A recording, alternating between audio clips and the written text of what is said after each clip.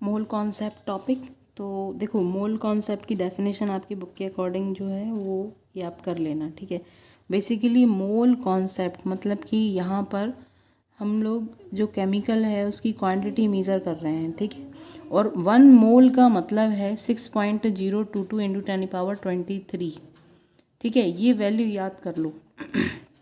अब 1 mole of कुछ भी कह दे, वो 1 मोल ऑफ CO2 कह दिया तो इसका मतलब क्या हो गया 6.022 इंटू 10⁻23 मॉलिक्यूल ऑफ CO2।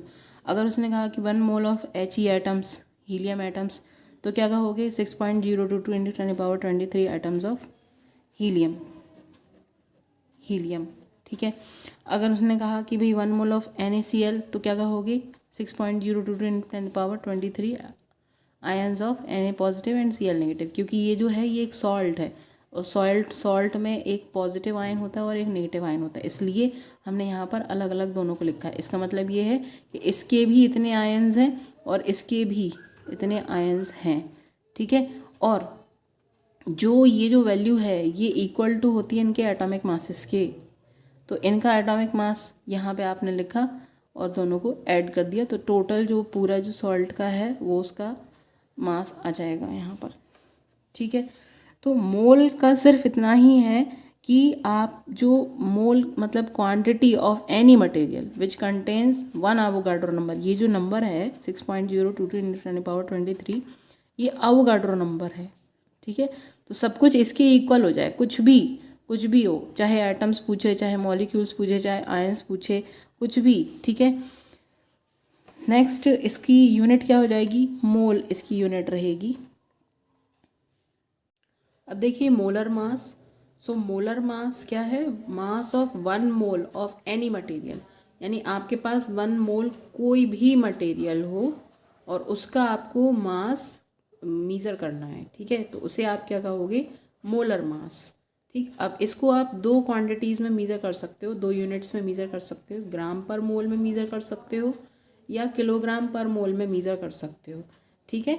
तो आपको मास मीज़र करना है कितनी क्वांटिटी का, 1 मोल कोई भी सब्सटेंस है उसका। तो आप ये जानते हैं कि भाई 1 मोल इज इक्वल टू कितना होता है 6.022 इंटू 10⁻23 यूनिट्स, ठीक है, ठीक है। यही बात करते चले आ रहे हैं, सब कुछ इसी का ही वैल्यू का ही वो है मोल कॉन्सेप्ट में, ठीक है। सो फॉर एग्जाम्पल लाइक इन्होंने कहा कि मोलर मास ऑफ H2। अब ये H2 क्या है, मॉलिक्यूल है ये। अगर हम ये कहते कि भाई H अकेला H होता तो ये एटम होता, ठीक है, क्योंकि इसमें मैंने आपने मॉलिक्यूल की डेफिनेशन भी पढ़ी है कि व्हेन 2 और मोर atoms join together, combine together, they will form molecule. तो दिस इज मॉलिक्यूल। तो यहाँ पे क्या आ जाएगा, मोलिक्यूल, ठीक है। तो यहाँ पे आप क्या लिखो, molecule. So mass of 6.022 into 10⁻23 molecules of H2। तो एक जो एटम होता है उसका जो एटॉमिक मास होता है उतना होता है 1.00784, बिल्कुल एग्जैक्ट वैल्यू है। मल्टीप्लाई बाय 2 कर देंगे क्योंकि यहाँ पे 2 एटम है, आंसर आपका आ जाएगा ये। अब देखिए मोलर वॉल्यूम। तो यहाँ वॉल्यूम वर्ड यूज हुआ है, तो मोलर मीन्स m यहाँ पे यूज़ हो गया, वॉल्यूम मीन्स v, ठीक है। सो Vm से इसे डिनोट करोगे।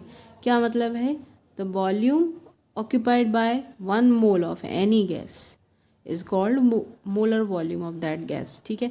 1 मोल गैस लेनी है। अब गैस के जो वो होते हैं पार्टिकल्स, आप उन्हें काउंट तो कर नहीं सकते, ठीक है, और उसका वेट भी मीज़र करना हमारे लिए पॉसिबल नहीं है। तो हमें क्या मीज़र करना होगा, उसका वॉल्यूम मीज़र करना होगा, ठीक है। अब यहाँ पे एक कंडीशन है, क्या कंडीशन है कि भाई एट एसटीपी कंडीशन क्या होती है, एसटीपी कंडीशन होती है कि जब आपका टेम्परेचर कितना हो 273 केल्विन हो और प्रेशर कितना हो 1 atm प्रेशर हो, तो किसी भी गैस का वॉल्यूम किसके इक्वल टू होता है 22.4 लीटर वॉल्यूम के इक्वल टू होता है।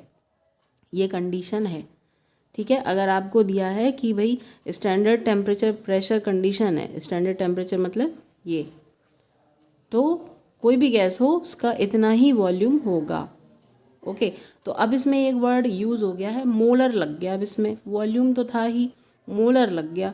तो मोल, अगर मोलर आ गया इसका मतलब मोल्स के कंपेयर कर रहे हैं, ठीक है। सो क्या आ जाएगा, molar volume of any gas that means equal to 22.4 litre per mole, या लीटर को आप ml में कन्वर्ट करेंगे तो क्या कर देंगे, यहाँ पर 1000 से मल्टीप्लाई, 22.4 में 1000 से मल्टीप्लाई कर देंगे तो ये बन जाएगा 22,400 ml पर मोल। अब इसके बाद देखिए ग्राम atomic mass and gram molecular मास, दोनों लगभग सिमिलर हैं, बस फ़र्क सिर्फ इतना सा है कि यहाँ पर एटम के लिए बात कर रहे हैं, यहाँ मॉलिक्यूल के लिए बात कर रहे हो।